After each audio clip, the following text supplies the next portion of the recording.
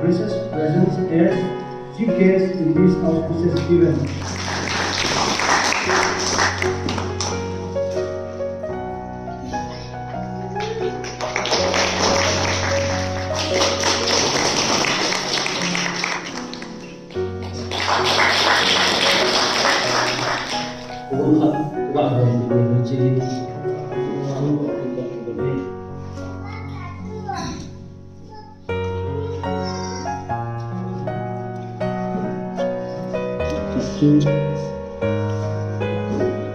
Tiếng này đặt tuân là công việc thứ hai xin là công việc thì chúng ta mới xin thế nào sau các cái công sống như vậy thì tarik tu được vài thì có ai cũng sống thế là cũng là cái mà cái công việc gì cũng đi tiếng này chỉ kinh tu rồi thì cũng là tiếng này nó sẽ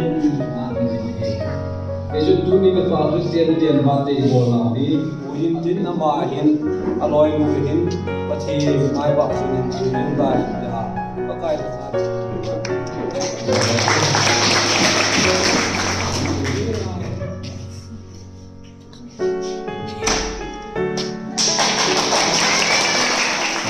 ate na sa du ba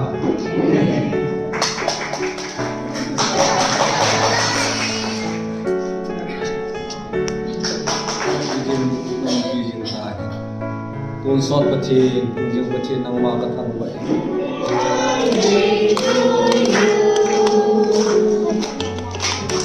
Happy long life to you. May the good God bless you.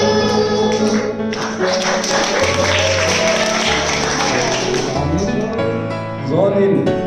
asim kanam sung gospel azam kanam sung lahi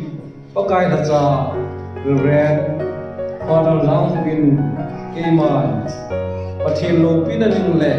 pathin than na ki pon lo na dingin ichal gom hi pa pathin sa pa pathin thagau thiam pathin mina thien su na le ham lo na ka ni dai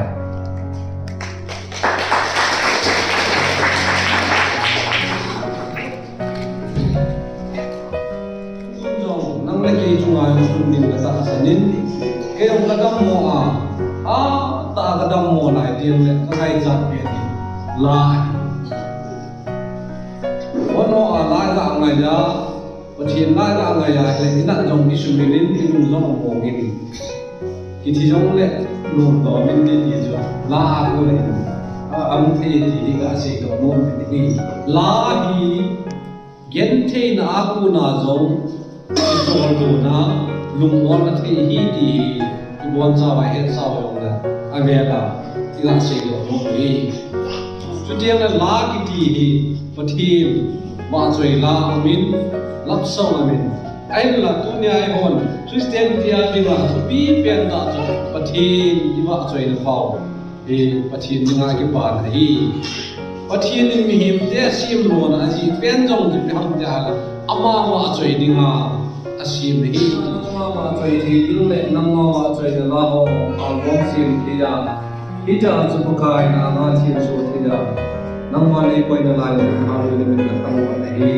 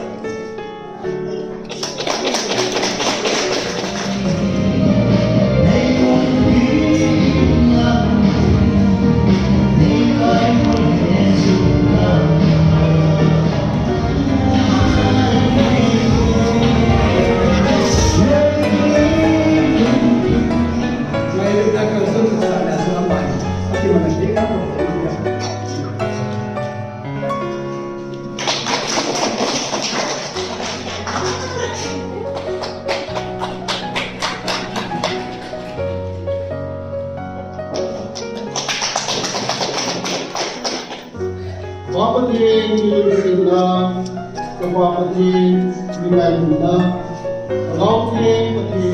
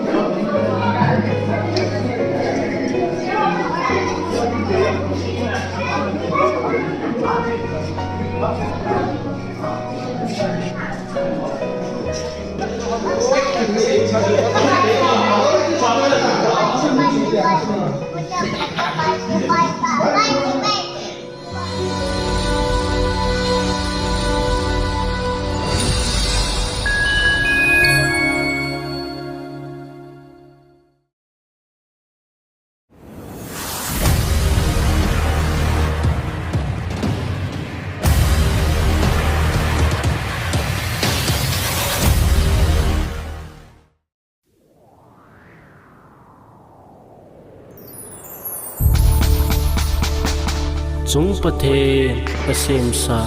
koki gam lei se he pa bang chulting hita nu nau chapang kapuma taunale kana lai zon ngai chang kisang no za he kanam kile do na kham hitalo han ka